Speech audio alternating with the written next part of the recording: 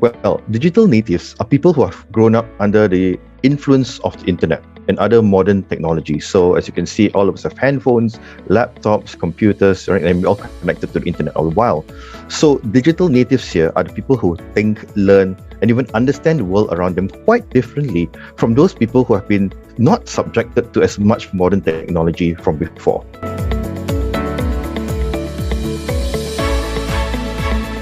What worked for us as children does not necessarily apply very well to how kids are raised these days, as there are different expectations within our ever-changing environment. For example, even having to adapt to online classes, this is something brand new for all of us.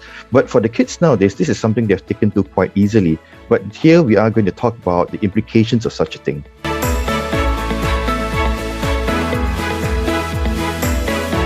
As parents, is that we ourselves can't seem to get away from our own devices, right? Because we are connected to our job, we're connected to our meetings online, for example. So it is very hard and more challenging now to also spend time as well as focus on our children and their needs. So to check in on them, to guide them along the way as well. In addition, our own children also tend to get into their own world very much, such as their online gaming, right? For example, or surfing the web relatively freely with limited parental guidance. So what they're exposed to, unfortunately, also helps to shape them, as kids may be vulnerable to negative influences online.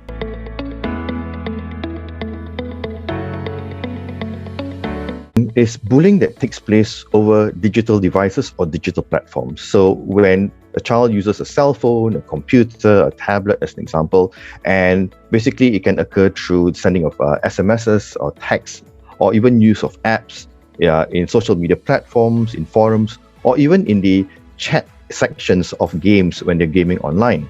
So people actually send or post or share negative, harmful, false, or mean content, particularly about somebody else. It may include sharing of personal or private information about somebody else to cause them embarrassment or even humiliation. And some cyberbullying actually crosses the line into unlawful or even criminal behavior.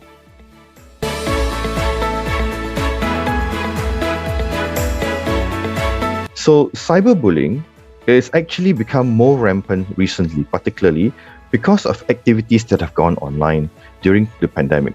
So being online, being exposed to gaming online, as well as even classes online, gives the opportunity for the teens or the children to interact online. And so even though physical bullying is actually reduced, but the catch is cyberbullying has been shown to increase. Now, this though has an effect upon the children. Cyberbullying causes emotional scars, which has been found to be just as impactful in a negative sense as physical abuse. And even worse, it actually destroys one's self-confidence, and it can even to the point where it can completely destroy one's self-confidence as well. So although physical scars can heal, emotional scars tend to remain for a much longer period.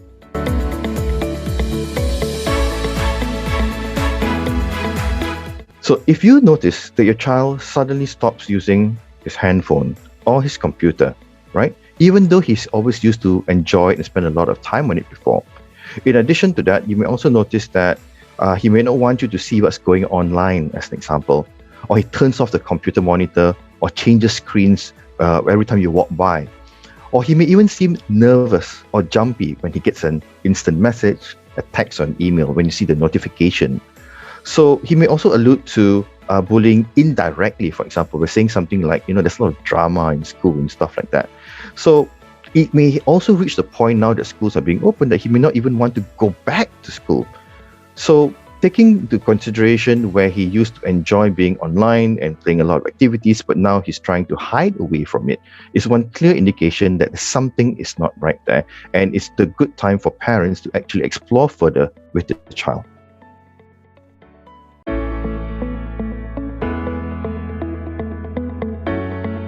So cyberbullying here can actually put your child at risk for experiencing anxiety and depression. It can also make it difficult for your child to concentrate at school. So basically, as a parent, you just want to start to talk to your child first and to have an open conversation, maybe to approach it in a way that maybe how you approach bullying when you were younger, or you may actually talk about a case of cyberbullying that you saw on the news. So to open up that conversation in a non-threatening, non-judgmental way. And if your child tends to be close up and not actually want to talk about it, though, this is a definite cause for concern, because you may not know how severe or how serious things are going on. And this is where you as a parent can actually exercise your right as the administrator, for example, for the computer or the phone, to actually ask to look into the messages that are there. Because when it comes to personal safety, it overrides privacy here. Now, when you do that and you find that, let's say your child is being cyberbullied, what you can then do is to actually contact the parents of the other kids, for example, who are bullying your child, right? To let them know what's going on and to help them understand how it's affecting your child. Don't necessarily, again, jump the gun or jump to conclusions saying that your child is bullying mine, because we don't understand the full context of things, and there's always two sides to a story, okay? If that doesn't quite work, or if you would like additional support, then also reach out to your child's school counselor, or even the principal for that matter, because schools are designated as safe spaces and they need to create an environment, although online, to have a safe space for everyone. Now, if none of these strategies seem to work, you may have to actually go and get law enforcement or the police involved, because it could lead to more severe outcomes. So what you could do then is actually to print out or take the screenshots of whatever has been done, and you need to show it to the police, because it can be very, very severe if not dealt with at an early stage.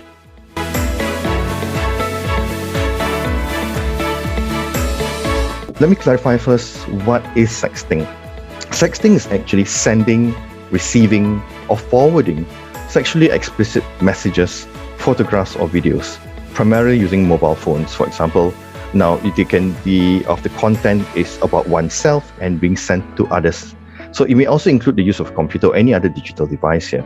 Now, one thing I would like to clarify is that many parents don't want to think of their children in a more sexual way, or when they're actually growing up, to think of them in that sense. But that doesn't negate the fact that as children grow up, they become more interested and to find out more about what's only happening about themselves, but also to explore further on other areas as well. So when they don't necessarily understand what's going on, they may go to other people who may seem to be more open to explain things or guide them in these matters. So it's very important for parents to actually be very open and to communicate about what's only happening with the children and their bodies, but also about sex and having sex education in general. Because the reality is, the risk of sexting is that by sending an image or an explicit image of themselves, it becomes something, though, against the law once it is retransmitted to another person without the consent of the originator. So a child sending a teen here to send a picture of themselves to another child or a teen, that is already a gray area. But then once it's shared further, then it becomes you actually break the law. So unfortunately, in this instance, people or the people, the external parties who have this content, could be videos, could be pictures, can actually use that to blackmail your child in this sense. Okay, or they could use to blackmail the former partners as well by threatening to release these images, these private images of them. So what they could threaten to do is to make it available on other websites or even on porn sites, which actually collect a lot of sexual images of children and young people as well. So the risk of sexting is high, but in addition to that, the effect upon the young child or the young teen in this sense is that there is a risk of experiencing severe depression as well as shame for being a sexter. And here you are literally losing control of all these images and videos which are being spread online, and makes the child or the teen here extremely vulnerable.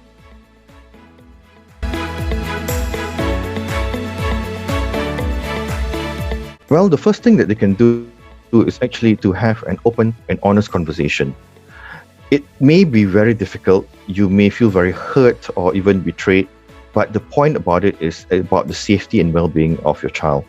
So one very important component for all parents here is not to abstain from educating your own children about sex as well as sexualized behaviors, right? So because if you don't educate them, somebody else will. Now, we also need to get into the point to talk about examples of grooming, right? Whereby it is an external third party that actually slowly gets closer and closer and provides the kind of support to the child and slowly asks them for more and more intimate pictures or videos or asking them to do things along the way. And the child at this point doesn't necessarily think it's wrong because they have been normalized to such a request, as an example.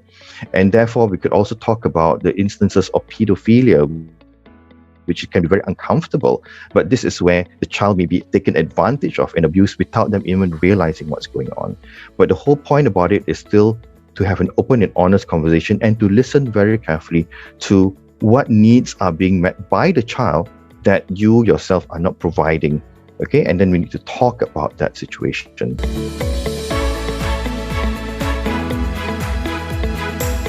So let me start by saying that internet gaming on its own is actually not all bad. It actually has a lot of positive benefits. For example, like critical thinking or decision making that can be done as well.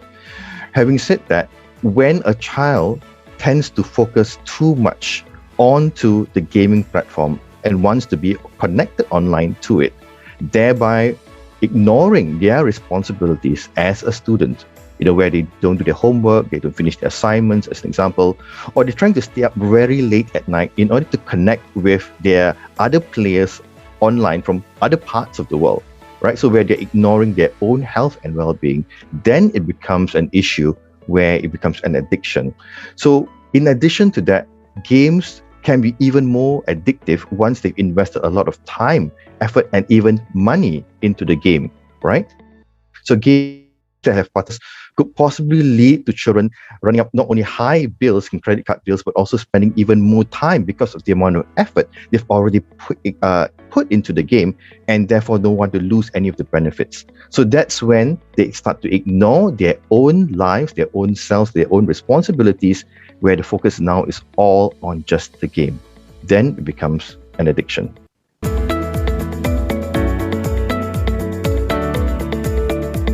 One thing that a lot of experts agree upon is that rather than having an understanding of what they think is going on, it is actually good, if it's possible, to actually learn to play together along with your child in the gaming platform itself, to really understand and immerse yourself about what is the attraction.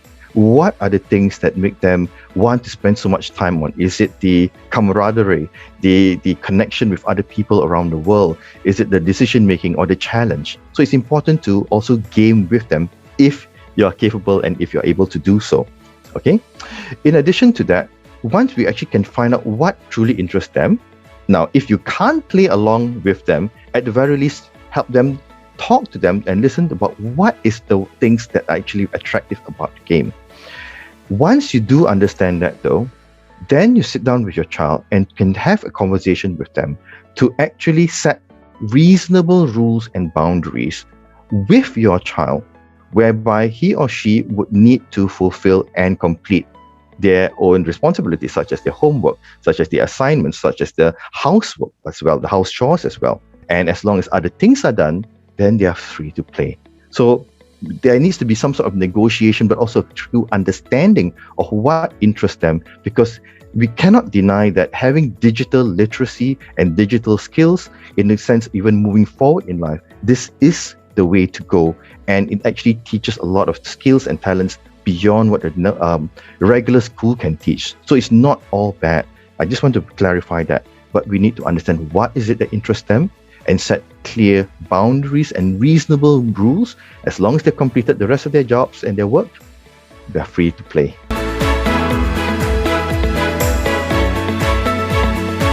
Despite the many challenges that we seem to perceive of being connected in the online world, the important characteristic that I want to emphasize here is the link and the connection that parents need to continue to build with their children.